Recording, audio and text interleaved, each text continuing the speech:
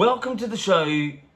My name is Diz, aka David Zammit. This is the review for Gladiator 2. But before we get started, a couple of things. This is the new sort of set that I have.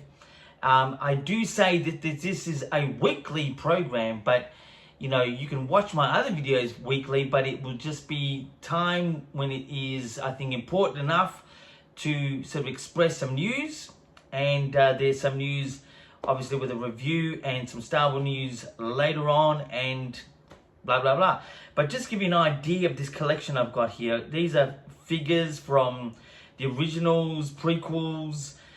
I've got Funko Pops, I've got, you know, Hasbro. I've got like, even this thing here, this is a collector's item. This is Kellogg's cornflakes when episode 3 came out. That's for me. And up here we've got the photos when I was at Star Wars Celebration.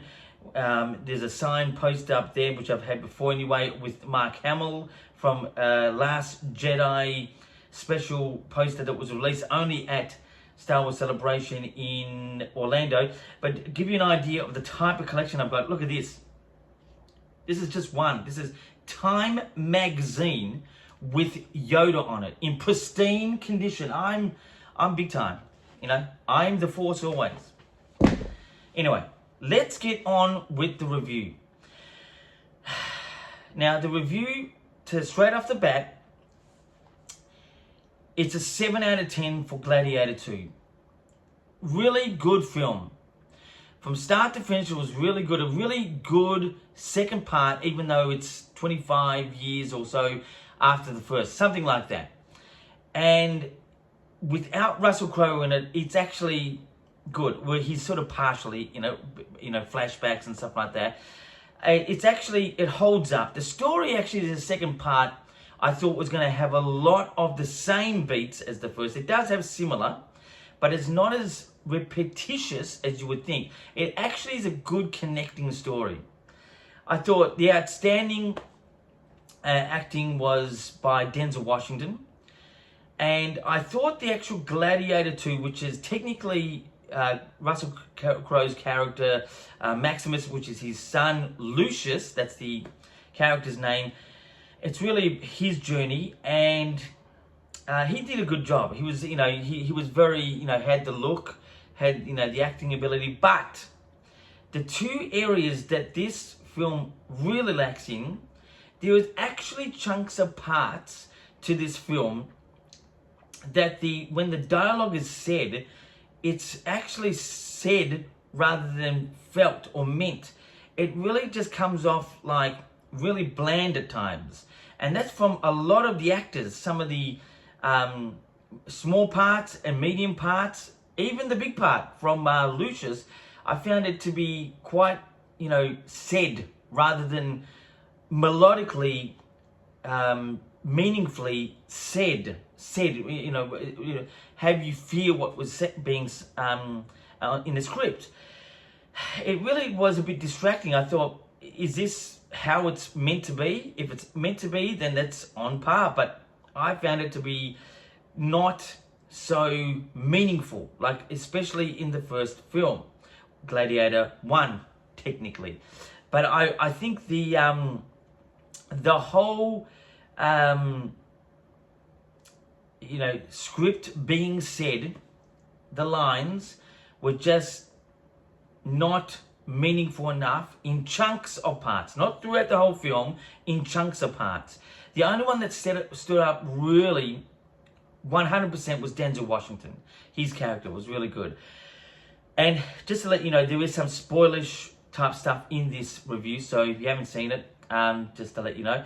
But also the other part that I thought was a little bit of a letdown. In the beginning, we get introduced to Lucius pretty much straight away, and he has a lady friend, let's call it his wife, girlfriend. I'm unsure the exact title. I missed out on the exact wording or who she really meant, but obviously they're in a relationship. I think it's wife.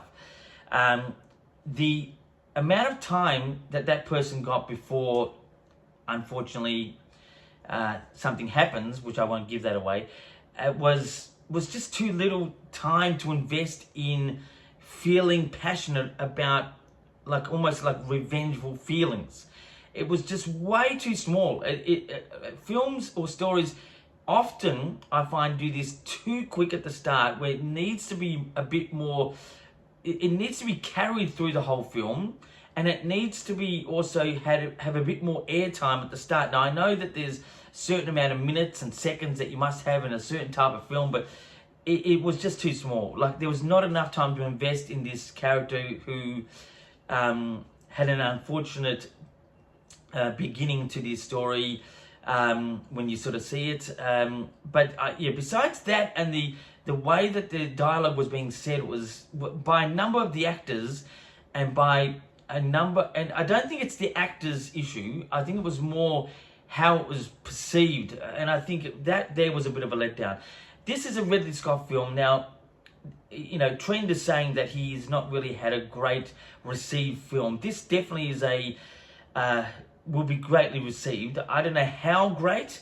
It definitely is worthy of great, but should put him back on track to all the haters or dislikers out there of Ridley Scott's film of recent times. But I think, I don't know, the point where, again, the dialogue was just how it was said. It was not what the script was trying to convey in a story. It was how it was being delivered. And I think that was a bit of a questionable area. I'll just give you an example. Like, for example, if I said, "Hi, my name is David Zammit," instead of saying, "Hi, my name is David Zammit," you could say, "Hi, my name is David Zammit." That's what I sort of mean. There's a bit more meaning to the second way I said it.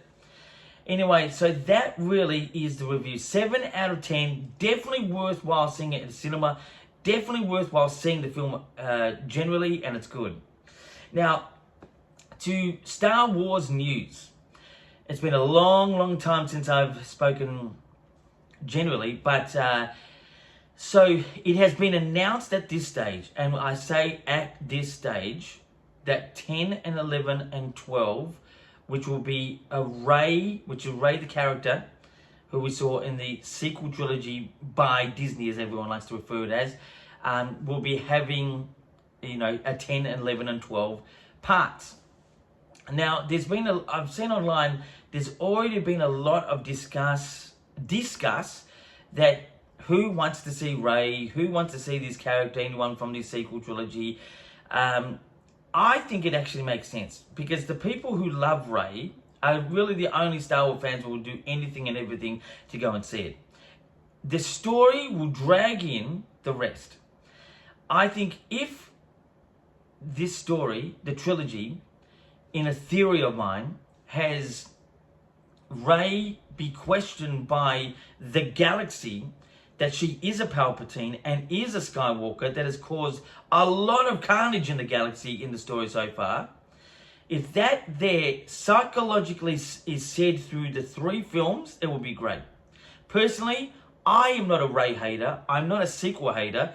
I think a lot of the ones that got hated, like The Last Jedi, and especially Rise of Skywalker, is much more favourable than you think compared to a lot of reviews or reactions to them. I thought they were good, you know, and I know that's going to be some controversial to some out there, but, you know, film or movies is subjective, and I just took to them fine. But I think the lure of the people who love Rey, or Rey Skywalker, or Rey Palpatine, whoever you want to name this person as, and the journey is in 10, 11, 12 of the good and bad side in that person and the families behind that. I think it'll be a very interesting saga, and it can get back on track. But I don't. You got to be careful. I think Disney really needs to listen to what's wanted out there, and I still think to this day the next film should be about Darth Plagueis the Wise, as they call it, which is the Emperor's Master. That story there, even though it's a prequel, I'm not right into the prequels myself. I like going forward rather than backwards. Not that I'm not into the prequels that have been said, they're good.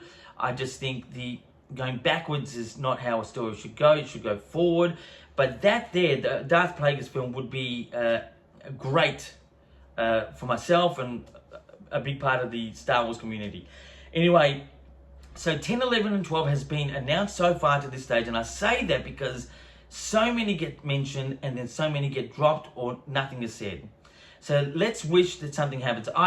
My biggest wish is that episode 10 comes out in 2027 to entie the 50th anniversary of Star Wars. It would just work out perfectly in a numbers way, and it would work out, there would be a lot of celebration at the time, being 50 years, and there'll be a lot of reflecting, and I think it would just be a good little pointer there. It would just be a nice sort of birthday present for Star Wars in itself, to be on the 50th birthday, number 10 comes out. That's what I would love to see. Anyway, we'll see how that eventuates. I'll keep you up to date as much as I can. Now, to other news, not really Star Wars news. I am a part of an association back here in Melbourne, Australia, and I've got to see advanced screenings of a couple of films. One being Australian, which I don't know is going to go to the cinemas, but I think it's going to go on a streaming service. But another one, all I can tell you is look out for the date of December 26th. There's a film coming out, which I will have a separate video to this, a review and a reaction. I'll probably do a reaction right after this one. Watch out for that one, December 26th. That's actually in Australia. Wishingly, it's going to happen in the rest of the world. It's a biopic. It's called Better Man. It's, this film, as I'm a movie lover and a Star Wars lover, but movies generally are the thing that I love the most. Star Wars being, up there. But this film was definitely an experiential event, as it's sort of described by certain people on YouTube. And I think that's a really good term to describe going to the cinema, seeing a movie, and really having it instill in you. I saw it actually twice already, and I saw it second time with a friend, and that friend even said, was moved the same way I was. It's a typical sort of thing, movie storyline, but it's really just great. Anyway, so that is my little piece of news after all this, and I am going to always be here, the Force always, whether I'm a weekly release person or 2 weekly or monthly. That is yet to be determined from what is out there happening. But Michael from Werribee, hold on to your hat, because I'm still with you. The Force is always with you. Michael is a big time viewer on the other side of Melbourne in a real hardened area. Woo! That's always going to be, make this a weekly show. So here is your weekly drop. And also, thank you to all the other subscribers who come along, like and the video, whatever you like to do. Please leave a comment. Let me know what's going on. So again, Gladiator 2 gets a 7 out of 10 for myself. Go and see it at the cinema. It's worthwhile. And I'd like to hear your reactions to it as well. Anyway, until the next time, my friends, keep rocking.